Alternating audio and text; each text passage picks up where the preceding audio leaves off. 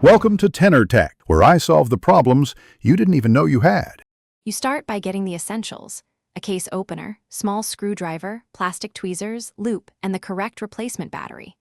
Open the case carefully and lay parts on a soft cloth so nothing rolls away. Once done, inspect the battery and terminals for corrosion and make a mental note of the gasket. Its position matters for water resistance.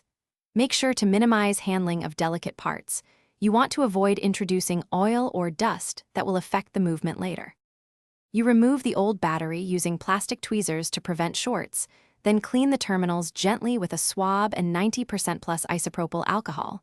Corrosion can block current flow. Once clean, place the new battery in the correct orientation and secure any retaining clips. Use a multimeter to confirm voltage at the contacts, and then watch the movement for a tick. If it ticks, you know power is restored. If hands were misaligned, carefully reposition them now so they don't. You now reseat or replace the gasket, applying a thin film of silicone grease for water resistance, and close the case evenly to avoid stressing the seal. Once closed, set the time and wear or place the watch face up for 24 hours to verify continuous ticking and accuracy.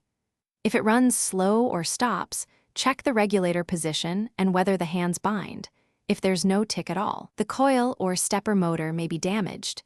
Stop here and consult a professional watchmaker for movement level repair.